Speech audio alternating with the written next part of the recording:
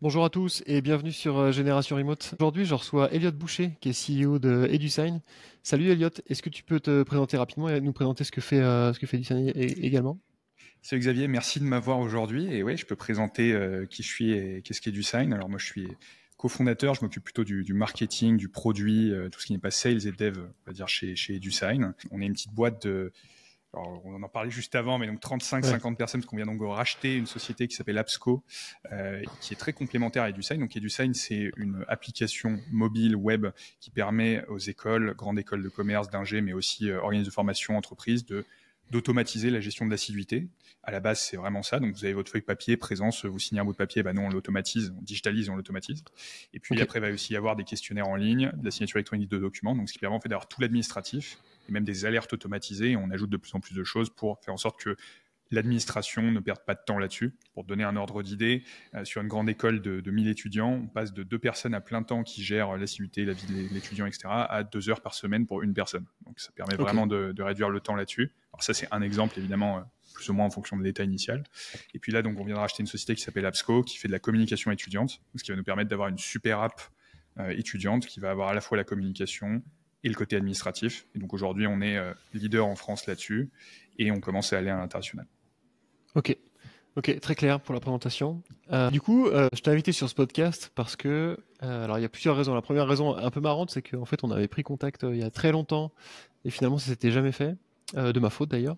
Et ensuite vient une connaissance commune, EduSign et ton profil est remonté.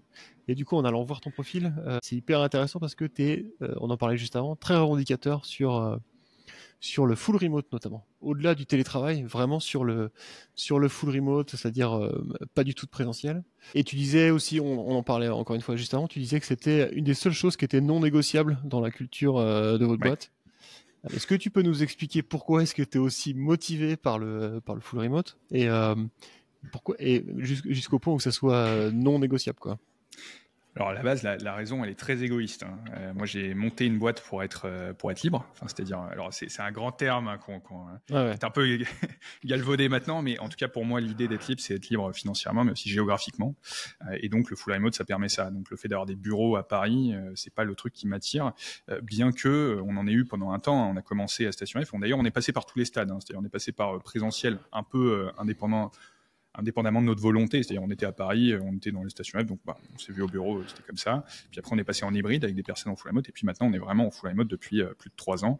Et c'est quelque chose Ok. qui était dès le début très clair. C'est-à-dire, même quand on allait au bureau, le truc, c'était non mais là, si demain je pars à Bali, il n'y a pas de problème, quoi. Il faut pas que ce soit un problème. Donc c'est hyper Hmm. important pour moi, et je pense aussi, après, il y a d'autres raisons. C'est de mon point de vue. Dès lors que moi je fais ce choix, il faut idéalement que tout le monde fasse ce choix. Encore une fois, peut-être un peu égoïste, mais parce que je crois pas à l'hybride.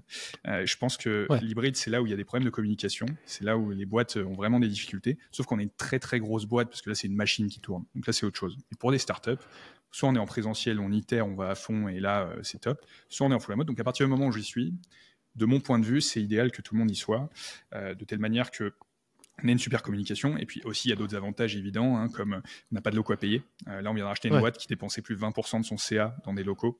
C'est hallucinant. Le prix Ouais. que ça coûte, c'est oui, ok, c'est cool, mais ça coûte cher. Donc, mine de rien, Ouais, ça, c'est ça clair. permet à la boîte d'être rentable. C'est simple, on aurait des locaux et du sein ne serait pas rentable. Probablement. Voilà, Ok. c'est la différence entre rentable et pas rentable. Ok. Donc ça, c'est quand même un gros point. Et le deuxième point, c'est évidemment, on peut recruter des talents un peu partout. Donc moi, je suis ravi d'avoir quelqu'un au Mexique, en Grèce, à Nice, voilà, un peu partout, et donc qui Ouais. permet de recruter la bonne personne au bon moment. Donc c'est infiniment plus facile aussi pour moi de recruter aujourd'hui. Je n'ai pas besoin de passer par des agences ou autres pour faire ça. Voilà. C'est intéressant l'histoire de la rentabilité là, en disant que EduSign ne serait pas rentable si elle était en présentiel. Parce que ça fait partie des sujets qui sont abordés sur ce podcast et j'ai jamais vraiment réussi à avoir enfin, tu vois, c'est quand même assez compliqué d'avoir des chiffres ou d'avoir des choses vraiment très tangibles.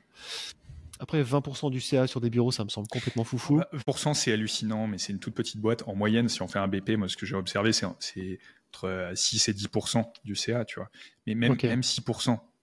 C'est pas rien, 6%. 6%, tu fais ouais, 3 millions de CA, enfin, ça fait un peu d'argent hein, à la fin. Donc, ouais, mais bon, après, tout est.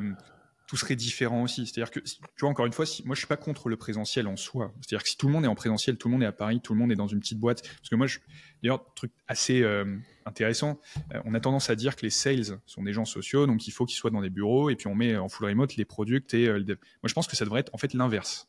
C'est-à-dire que dans le meilleur des mondes, tu as le product, le designer et le dev qui sont à côté, parce qu'eux, ils ont vraiment besoin d'interagir. Vraiment, eux, ils sont collaboratifs, full. S'ils le sont pas, il y a des problèmes. Et on le voit en full remote, c'est un des trucs qu'il faut améliorer constamment. Alors que les sales, en vérité, quand ils sont au bureau, ok, ils ont des conversations informelles, mais peut-être un peu trop, quoi. C'est-à-dire que je pense que les meilleurs sales, faudrait qu'ils soient en train de bourriner, en train de faire des appels et d'enchaîner, et pas de discuter avec tout le monde à côté. Enfin, c'est mon point de vue. Donc finalement, l'un dans l'autre, je trouve que, sachant que les devs aujourd'hui veulent du full remote, en full remote, pour moi, est le choix un peu qui va devenir, je pense, de plus en plus évident, et de toute façon, on le voit, hein, mais... On parlait de cette histoire de rentabilité, on va dire, du full remote. Est-ce qu'on économise de l'argent en passant une boîte en full remote? Donc j'en parlais avec Blablacar notamment, qui me disait que pas vraiment, parce que alors eux ils ont un fonctionnement un peu hybride en plus, donc ils ont gardé des locaux, même si oui, voilà, c'est ça. et même sur des parce que même sur des boîtes full remote, on en parlait juste avant avec l'épisode précédent avec l'épisode de Slide, où il disait qu'au final, il me semble que c'était lui d'ailleurs, qu'au final, entre les séminaires d'entreprise que tu fais régulièrement, les outils, les trucs, le matos que tu vas mettre à disposition, l'aménagement du coin de travail, si la boîte y participe, la chaise, etc., au final, l'économie est pas si terrible que ça. Donc, moi, c'est un peu le son de cloche que j'ai eu. Ouais, mais le truc, c'est qu'en fait, là, tu prends l'exemple déjà assez extrême de la personne qui va faire des team building tous les 3 mois, qui va dépenser pour aménager l'environnement, Est-ce qu'au début, quand tu crées ta boîte, tu fais ça? Non. Non, au début, non. Donc déjà, il y a tout ça. Puis il y a un autre truc, c'est simplement au niveau du salaire. Moi, j'embauche quelqu'un, je sais pas, à Nice, je vais le payer peut-être 20% de moins que s'il est à Paris, pour le même niveau. Les autres boîtes ne proposent pas ça. Et j'ai des gens moi, qui finalement vont venir chez nous que pour ça. Tu vois, on n'a pas honte de le dire et c'est pas grave. Il faut qu'ils soient motivés pour autre chose, évidemment aussi, mais c'est un vrai avantage. Donc il n'y a pas que le coût des locaux en eux-mêmes. Tu vois, il y a aussi le reste qui va avec. Ouais, clairement. Ouais, alors, il y a aussi quelque chose qui revient quand même assez souvent quand je parle avec des fondateurs de start-up. Sur ce podcast, il y a aussi des grands groupes, mais quand j'ai des fondateurs de start-up, j'ai quand même eu plusieurs personnes qui donc sont passées sur ce podcast, donc étaient plutôt motivées par le télétravail hybride ou en full remote quand même. Il y a un vrai biais de sélection. Mais qui disaient, si je devais recommencer à faire une boîte, je la ferais pas en full remote au début. Parce que quand on est au début, il faut être tout le temps ensemble, etc., etc. Et donc, si je devais le refaire, je le referais pas comme ça. Je le ferais en présentiel, à 3 dans un bureau, dans le fameux midi garage. Là. Toi, t'en penses quoi? J'en pense que oui, c'est l'idéal. Je suis d'accord. Et après, c'est juste une question de qu'est-ce qu'on est prêt à sacrifier personnellement aussi. Et déjà, il y a un autre truc par rapport à ça, c'est avec qui on travaille. Si je m'associe avec quelqu'un que je connais pas, être dans une salle en physique, forcément, ça va m'aider au début. Je veux dire, quand tu es en train de chercher le product market fit, il faut que tu itères très vite, il faut que tu communiques très rapidement. Ouais, là, je suis d'accord avec ça. Moi, je travaille avec quelqu'un, par exemple, c'est mon meilleur ami, il travaille chez DoSign aussi, ça fait 10 ans que je travaille avec lui. Je peux monter un truc en full remote, ça changera rien du tout. Parce que la communication, elle est fluide, quoi qu'il arrive, qu'on soit à côté ou qu'on soit à 10 000 km de différence. Donc, ça, je pense que ça joue. Et le truc vraiment qui est sous-estimé quand même là-dedans, c'est à la fin de la journée, monter une boîte, ça prend quand même du temps. Et même si pour trouver le product market fit, tu le fais vite, ça prend... quand ça prend 3 mois, ok, génial. T'es 3 mois en présentiel comme un bourrin, t'as pas de vie, et puis après, tu pars en full remote, génial. Mais dans la plupart des cas, moi, je pense qu'on a eu de la chance. Hein. On a eu un product market fit assez rapide. On a tout de suite eu de la demande. Il y a eu le Covid qui nous a boosté. Enfin bref. Et quand ça prend 2 ans, moi, tu me donnes le choix. C'est ça. Tu as 20 ans, t'as pas de. Tu vois, c'est le moment en plus souvent. Enfin, mine de rien, on regarde l'âge des gens qui créent des startups à la Station F. Alors, j'ai pas la stat, mais tu vois que c'est quand même des gens qui souvent ont pas de famille, tu vois, sont jeunes. C'est le moment où aussi tu peux voyager. T'as tous tes moyens. Tu peux. Et tu choisis de te mettre dans une boîte, dans un garage à Paris, et prendre le métro tous les jours. Why not, hein. Moi je peux comprendre. Oui, je pense que c'est l'idéal. Mais est-ce que ça en vaut la peine? Et ça, je pense que c'est un choix qui est très personnel. Mais je suis d'accord sur le fait que je pense que c'est la meilleure méthode pour arriver à un résultat puissant sur une boîte si on pense vraiment que à la boîte. Mais c'est dans la vie, il n'y a pas que le travail non plus, il ne faut pas l'oublier. Ouais. C'est un peu Moi, c'est pareil, hein. Moi, j'ai un avis assez tranché là-dessus. C'est comme l'histoire des bureaux et des 20% du CA du bureau, quoi. Il y a toujours, il y a ce mythe autour de avoir des beaux locaux, si possible dans un bon quartier parisien, etc., etc. Et donc, faire son petit truc, soit dans son garage, soit dans un accélérateur connu comme Station F, etc. Ça participe un peu du statut social, du mythe et tout ça. Et en vrai, oui, moi, je suis, alors, full disclaimer, moi, je monte une boîte depuis 1 an. Alors, on est en full remote, évidemment. Et mon associé est maintenant en France, mais il a fait, pendant 8 mois, on était à plusieurs heures de décalage. On a jamais bossé ensemble, à part là, quelques jours à Paris, il y a pas très longtemps. Donc oui, ça se fait tout à fait. Et effectivement, si tu connais, alors après, c'est un autre débat sur est-ce qu'il faut vraiment confondre une boîte avec quelqu'un qu'on connaît pas. Moi, ça me paraît un peu chaud, mais bon. Je pense, tu vois, il y a aussi différentes dynamiques. T'es bootstrap ou t'as un VC derrière. T'as un VC, t'as une question de temps. Te mettre dans la même pièce, c'est peut-être intelligent parce qu'à un moment, il faut que ton temps, tu le maximises. T'es C'est un bon point. bootstrap, tu te dis, moi j'ai 2 ans en fait, ou même j'ai des économies, je peux durer 4 ans avant de pouvoir vraiment me payer bien et tout. T'as le temps, et dans ce cas-là, c'est peut-être un meilleur équipe de vie. Mais chacun prend ses décisions. Je pense que le début, l'inception d'une boîte, c'est vraiment un moment particulier. Ça dépend de plein d'éléments, ça dépend du marché, ça dépend de la compétition aussi. Est-ce que c'est plus ou moins difficile? Ouais. Tu es sur un produit hyper complexe où tu as besoin d'avoir des allers-retours entre le designer, les trucs tous les jours, tout le temps. Ouais. Ou tu es Ouais. sur un produit où c'est juste, il faut que je sois bon en marketing et en fait, chacun peut travailler un peu en mode mercenaire. Tu vois, tu as le gars qui fait son truc, l'autre qui fait son truc.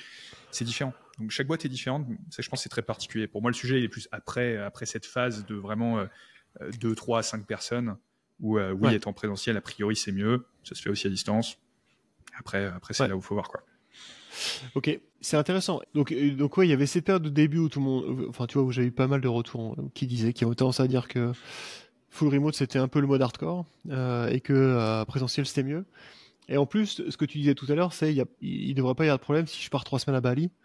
Donc là en fait tu rajoutes une couche au mode hardcore parce que non seulement tu es en full remote, mais en plus tu vas partir Et tu et vois, là ça commence à devenir ce vraiment chaud, qui, non? bien sûr, évidemment. Après, c'est un choix, encore une fois, personnel. Et après, Ouais, le truc, c'est. Moi, ce qui est très important pour moi, c'est d'avoir la possibilité de. Ça veut pas dire que je vais le faire. Ça veut pas dire que je vais partir à Bali pendant 8 mois et dire je bosse 4 heures par jour. Tu peux, mais tu vas pas le ouais, faire. Mais tu peux. Et ça, tu vois, c'est vraiment important parce que le jour où tu veux le faire et que tu n'as pas prévu la possibilité de le faire, t'es fucked en fait. Enfin, pardon, je suis pas sûr. mais, si si tu mais peux, bon, tu en peux. tout cas, tu vois, c'est beaucoup plus embêtant dans ce sens-là que dans Ouais, l'autre. Ouvrir cette porte et me dire, bah, elle est là, je peux la prendre si je veux, mais je suis pas obligé de la prendre. Je vais être en mode bourrin hardcore tous les jours dans mon bureau et pas sortir de chez moi, il y a pas de problème. ouais. Mais je peux le faire. Et du coup, comment est-ce que c'est intéressant hein, comme postulat de départ et comme vision de la boîte.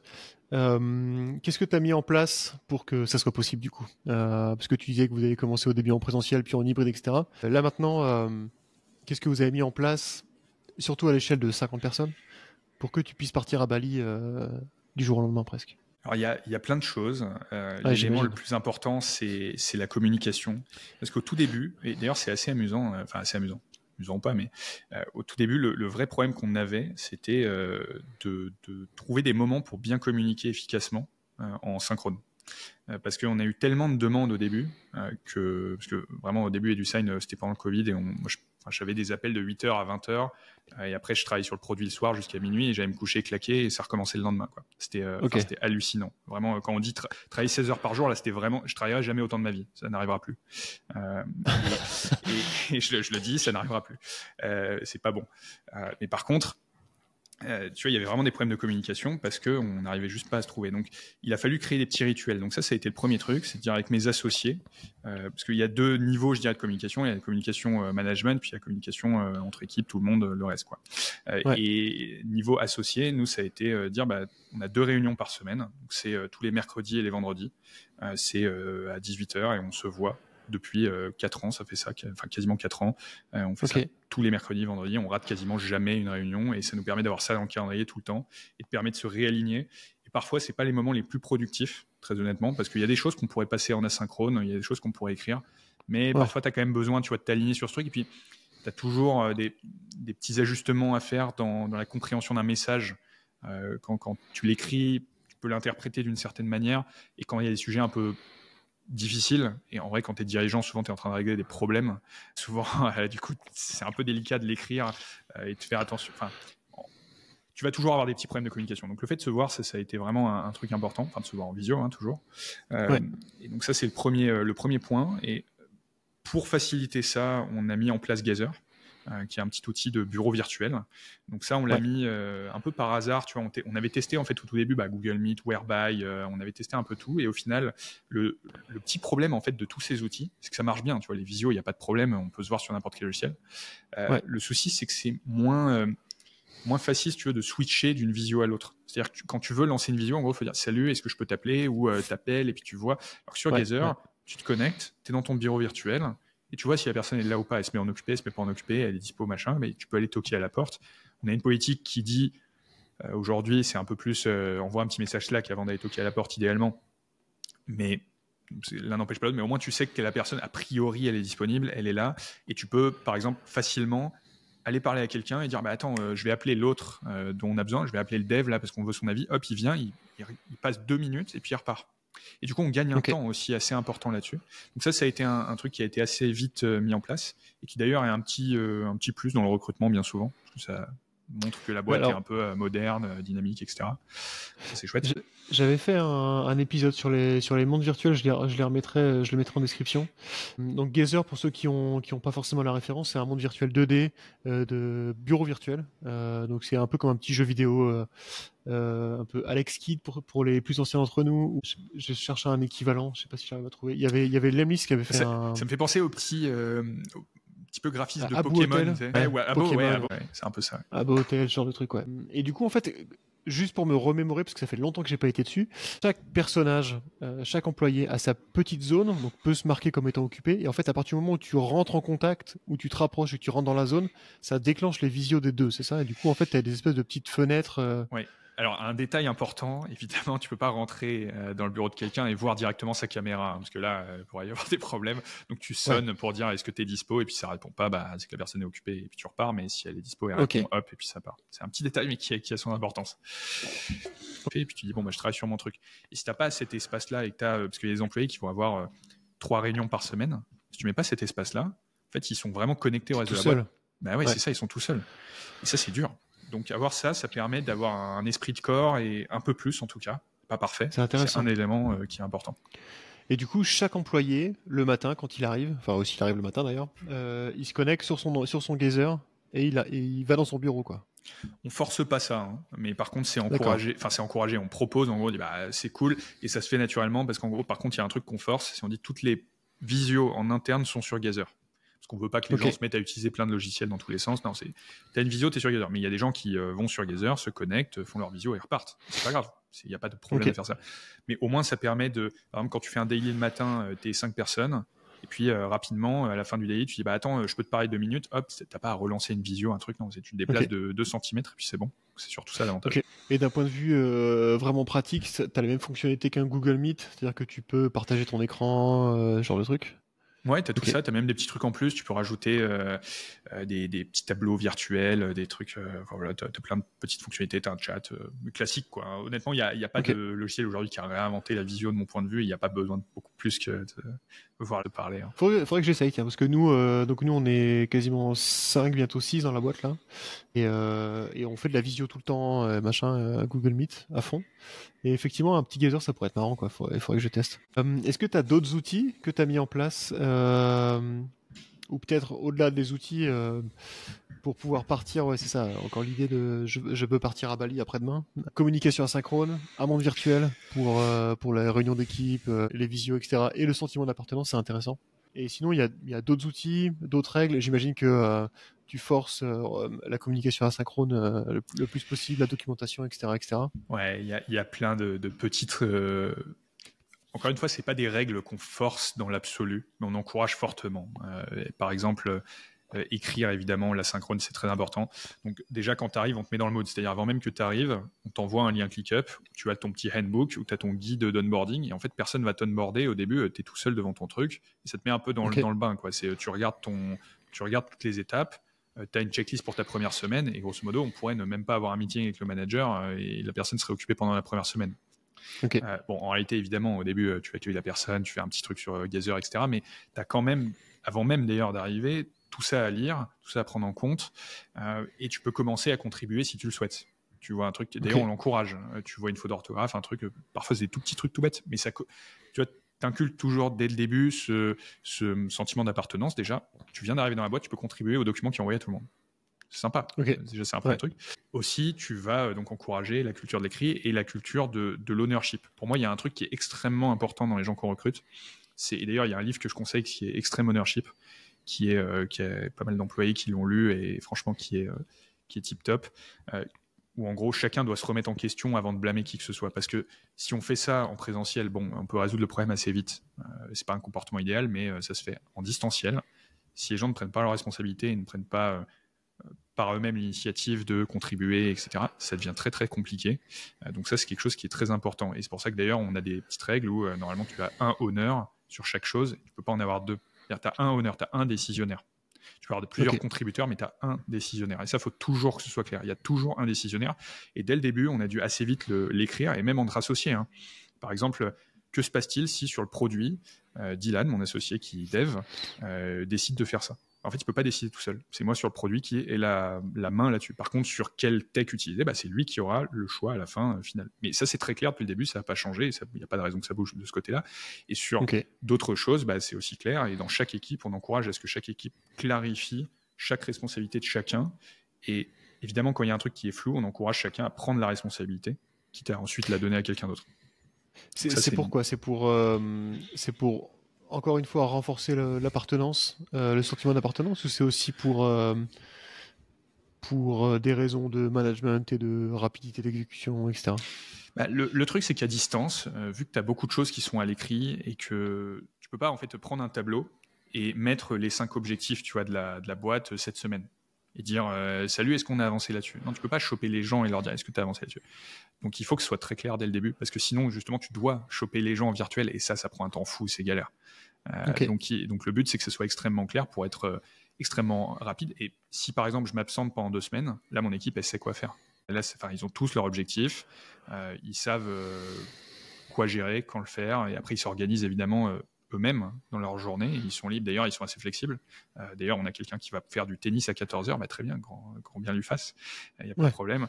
Mais ça marche uniquement parce qu'on est très clair sur ce qu'on attend, sur qui a la responsabilité de quoi, et après que ça prenne plus ou moins de temps, il y a différentes raisons, on en discute, mais en tout cas c'est au moins très clair sur c'est à toi de faire le taf, et moi mon taf c'est de t'aider à faire ça par exemple, et on essaie de clarifier tous ces trucs.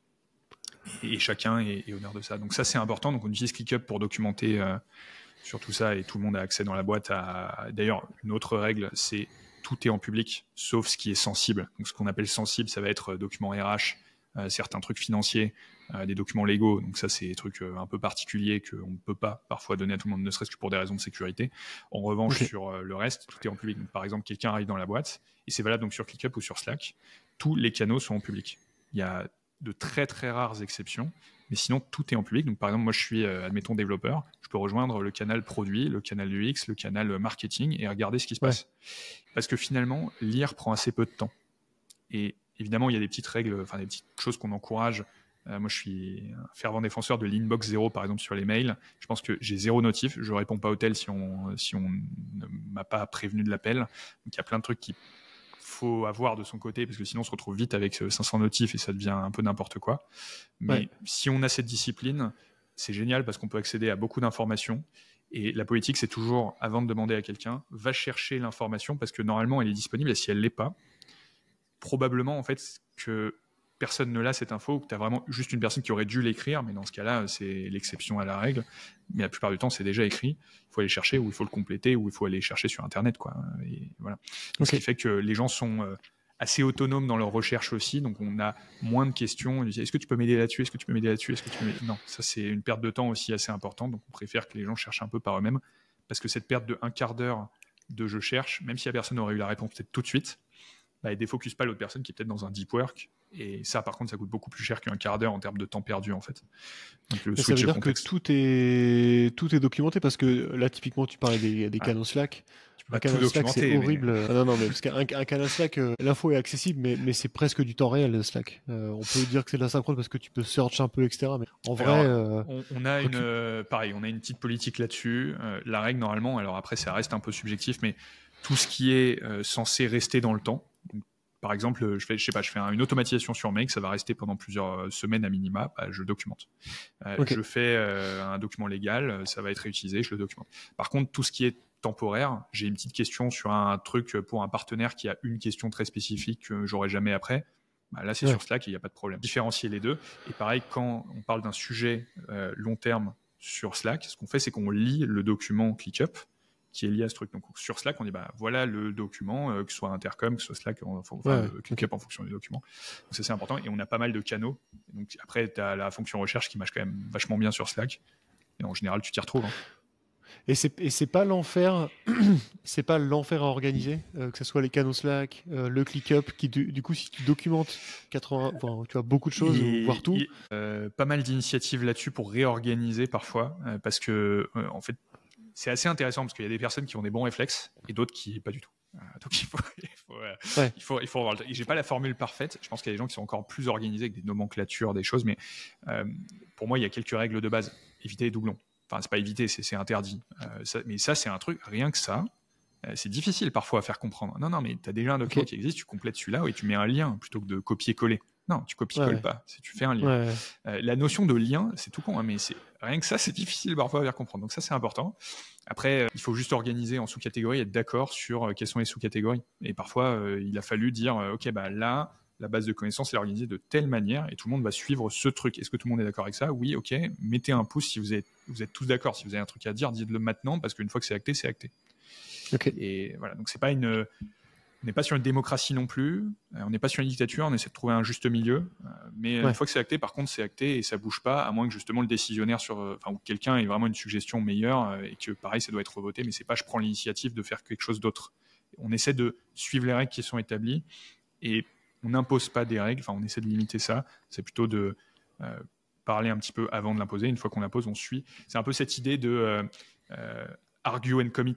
J'aime beaucoup ce truc de tu débats. Par contre, une fois que c'est tranché, hop, tout le monde suit le truc. Même si tu n'es pas d'accord, tu suis. Et par exemple, dans le même style, si quelqu'un a raison 51% du temps et une autre personne 49% du temps, par exemple, il faut que la personne qui ait raison 51% du temps prenne 100% des décisions. C'est la bonne. Mais ça permet aussi justement d'être toujours dans ce truc de ownership, de laisser la personne parfois un peu foncer dans le mur, parce que ça m'est déjà arrivé de voir quelqu'un dire non, là je pense que je suis pas d'accord avec toi, mais t'es décisionnaire, je te laisse vraiment être décisionnaire là-dessus, tu gères l'UX/UI par exemple, fais ton truc, peut-être que j'ai tort, je pense pas avoir tort, mais peut-être que j'ai tort, et puis parfois ça fonce dans le mur, et parfois j'ai tort, et parfois tant mieux, et à la fin de la journée, en moyenne, cette personne elle gérera mieux le truc, parce qu'elle a plus de temps, parce que c'est son métier, parce qu'elle focus, et ça marchera mieux in fine, quoi.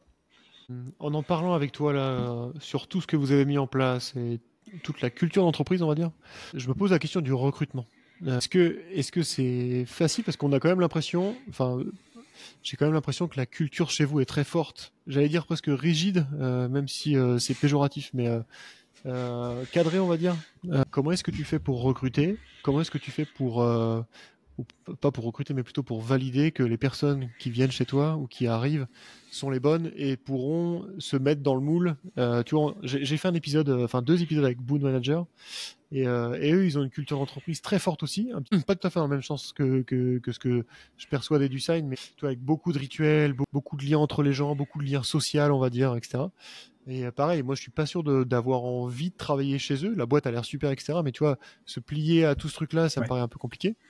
Toi, comment est-ce que tu arrives à recruter et à valider que la personne sera un bon fit pour la culture de ta boîte? Alors, c'est une très bonne question, parce que le recrutement, c'est plus j'avance, plus je réalise vraiment que on lit dans les livres, mais tu le crois pas trop. Et c'est vraiment le truc qui est le plus important dans ta boîte. Le plus compliqué, probablement, mais vraiment le plus important. Déjà, la première chose, c'est j'essaie, et je pense de toute façon ça se voit dans mes communications, d'être le plus transparent possible. C'est-à-dire que je dis ce que je fais ce que je dis. Et donc, quand on recrute, j'explique comment ça va se passer. J'explique les tenants aboutissants, ce qui est dur, ce qui est facile, ce sur quoi on est flexible, ce sur quoi on est rigide. J'invite à poser des questions. Et quand il n'y en a pas, on essaie de voir un peu les trucs qui pourraient être tendancieux. Donc on essaie de faire en sorte que le choix se fasse dans les deux sens. Déjà, ça c'est le premier truc important. Il y a des candidats qui au bout d'un moment nous disent en fait pour moi là je pense que c'est pas trop un fit. Et on le sent. Et d'ailleurs on le sent nous aussi bien souvent. Tu sais, quand tu as t'as la réponse un peu bancale sur un truc, tu sens qu'il y a un problème, tu creuses. Hein. À ce moment-là, tu creuses un peu. Et après, moi j'ai 2 associés, ils ont leur propre méthode de recrutement. Moi, ma méthode, c'est de me reposer sur des first principles, sur des trucs qui sont vraiment fondamentaux et pas tellement sur des petits détails. Alors évidemment, sur les hard skills, il y a quand même certaines choses qu'on va vérifier. Par exemple, je recrute, je sais pas, un product designer, un product manager, un marketeur. Il y a quand même des compétences qu'on va vérifier, mais ça, c'est pas compliqué entre guillemets, tu vois, à vérifier. Puis au pire, si ça se passe pas bien, bon next entre guillemets, on le voit assez vite. Le vrai sujet, c'est sur les soft skills. Et en fait, moi, ce qui va m'importer, c'est est-ce que la personne a des capacités d'analyse, est-ce que elle prend la responsabilité, est-ce qu'elle communique clairement à la fois à l'écrit, à l'oral, est-ce qu'elle parle anglais par exemple, tu vois, c'est des petits trucs. Mais donc il y a des trucs, des compétences de base en soft skills, et puis après, on va essayer de creuser un petit peu et de voir où est la limite de la personne, parce qu'il n'y a pas de candidat parfait. Hein. Il ne faut pas se leurrer. Et parfois, on recrute des gens, on se dit, là, on pense que ça fit. Et d'ailleurs, l'exemple un peu typique, c'est junior versus senior. Et souvent, on se retrouve avec des juniors qui ont des soft skills qui, sur le papier, sont intéressants, un énorme potentiel. Et au final, le pari, c'est est-ce que ça va fit. Et justement, on va essayer peut-être de les modeler un peu plus à l'image de la boîte. Et quand ça se passe bien, honnêtement, ça devient des high performers, des A players, quoi. Vraiment, c'est top et c'est génial, ça se passe super bien. Mais une fois sur 2, ça se passe pas bien. Et donc ça, après, c'est est-ce qu'on prend le pari ou pas. Moi, ça m'est déjà arrivé de me tromper de manière assez flagrante sur ça, et j'ai pas la solution parfaite. Par contre, quand on se trompe, en général, on le voit assez vite. En tout cas, au bout de quelques mois maximum, on le voit, et ça coûte de l'argent, hein, c'est clair. J'ai pas la solution parfaite. Moi, je suis pas un expert en recrutement. Il y a des gens qui sont bien meilleurs que ça. Et donc ça, c'est un point important. Et sur les seniors, on va faire beaucoup plus attention à ce que ça soit déjà aligné sur les soft skills. On prête beaucoup moins attention sur les hard skills parce qu'on les a déjà validés, quoi. Donc moi, ma grille, grosso modo, c'est 50%, 50% hard skills, soft skills. Je dirais que les soft skills, la petite différence avec les hard skills, c'est s'il manque un hard skills, ça peut se débattre. S'il manque un soft skills, si c'est en gros, c'est noté sur 5, tu vois, si c'est moins de 3, c'est un no pour tout, quoi. Genre, même si tout le reste est bon, ça passera pas parce que ça ne fitera pas. Et après, il y a d'autres indicateurs évidemment qui vont aider. Est-ce que la personne elle a déjà travaillé en full remote, est-ce qu'elle a déjà travaillé dans une scale-up, startup, est-ce que tu as une culture similaire, forcément ça aide. Est-ce que la personne a, parce qu'on a beau dire ce qu'on veut, moi ce que je réalise, c'est que mine de rien, les diplômes, ça veut dire quelque chose en moyenne. Pas au niveau de l'individu, mais en moyenne, ça veut quand même dire quelque chose. Moi, j'ai jamais eu de problème avec quelqu'un qui sortait d'une grande école de commerce. Par contre, les gens qui sortaient pas d'une grande école de commerce, qui avaient des diplômes, malheureusement, j'en ai déjà eu. Donc, ça rentre en compte. Donc, on essaie après de maximiser, on essaie de faire attention à l'individu, mais c'est vrai que parfois, quand on a le doute, il y a une phrase, c'est un peu quand il y a un doute, il n'y a pas de doute, quoi. Donc, quand il y a un doute, on met de côté et on a tendance je vais avoir tendance à attendre le bon candidat. Et après, il y a un dernier truc que je vais faire, c'est évidemment quand je vois quelqu'un qui a l'air de bien fit, je vais le contacter. Et il y a plusieurs personnes dans la boîte. Et d'ailleurs, j'en pense à 3 particulièrement, qui sont aujourd'hui les 3 managers en gros de mon équipe, enfin les top performers à player sur lesquels je me repose. Et c'est des personnes à chaque fois que j'ai contacté avant, plusieurs mois avant, leur disant salut, si jamais tu veux rejoindre, moi je pense que tu seras un bon fit, ce serait cool. Et le jour où la personne a pu changer de boîte ou avait envie de changer de boîte, machin, on se recontacte et ça marche bien. Et là, c'est tip top. Donc, c'est aussi prendre ces opportunités qui, je pense, ont aidé à recruter les bonnes personnes. Sur ce type de profil, ou même les autres d'ailleurs, hein, le fait d'être en full remote, c'est un avantage pour toi? Enfin, pour recruter, les gens viennent aussi parce que c'est du full remote? Ouais, c'est clair. C'est sûr. Ouais. C'est sûr. Moi, je mets une offre sur quasiment n'importe quel poste. En une semaine, j'ai des bons profils. Après, est-ce que... En fait, tu vois, le débat, il est plus sur est-ce que je vais avoir le bon ou l'excellent, quoi. Voilà. Et c'est souvent ce truc de... parfois, tu regrettes un tout petit peu d'avoir peut-être embauché parce que tu as entre guillemets un B-player, tu vois, si tu classes le truc comme ça, mais on n'a jamais de catastrophe. Hein. C'est pas ça le sujet, en tout cas. Ok. C'est intéressant ce que tu dis sur les juniors et tout ça. Encore une fois, ça fait partie un peu des marronniers sur ce podcast. Est-ce que les juniors sont... Enfin, est-ce que c'est possible ou est-ce que c'est une bonne idée de recruter du junior en full remote? Il y a quand même beaucoup de gens qui ont tendance à dire que non. Alors j'ai eu quelques oui, mais la plupart c'est non, les juniors surtout pas parce qu'ils n'ont pas l'habitude, etc. Ça va être trop compliqué, il va falloir passer trop de temps à les former, etc. En fait, le truc ça dépend tellement des gens. T'as junior et junior, tu vois. Parce que t'as junior, la personne n'a jamais travaillé vraiment dans une startup, mais en fait elle a 3 side projects, elle a l'esprit entrepreneur, quand elle parle c'est limpide, elle s'exprime mieux que quelqu'un qui a 40 ans, elle sait gérer des API. Car, franchement, tu as des profils parfois à 20 ans qui sont bien plus intéressants que des gens à 40. Donc, c'est la notion de junior, senior. Il faut aussi faire attention. Je dirais c'est un senior en devenir parfois plus qu'un junior, tu vois, si tu veux. Intéressant. Est-ce que tu penses, c'est hyper dur à mesurer, c'est juste du feeling, mais est-ce que ça vous a aidé à grossir plus vite, à recruter? Tu disais que oui, c'était un avantage sur le recrutement, mais est-ce que tu penses que le fait d'être en full remote, et peut-être aussi de communiquer sur le fait que vous êtes en full remote et d'être assez revendicatif ou militant sur le sujet, c'est quelque chose qui vous a aidé ou c'est juste ça vous apporte des bienfaits, tu vois, perso, on va dire d'abord, en termes de liberté, etc., etc. C'est une bonne question. C'est difficile d'y répondre parce qu'en réalité, si on prenait le chemin complètement inverse, tu vois, full présentiel avec des beaux bureaux à Paris, machin, peut-être qu'on aurait des profils différents, peut-être qu'on rate quelque chose. Donc, je dirais, je ne sais pas vraiment. En tout cas, ce qui est sûr, c'est qu'aujourd'hui, j'ai pas énormément de difficultés à recruter, que les gens, je crois, sont plutôt heureux dans la boîte. D'ailleurs, quand on le mesure, c'est plutôt le cas.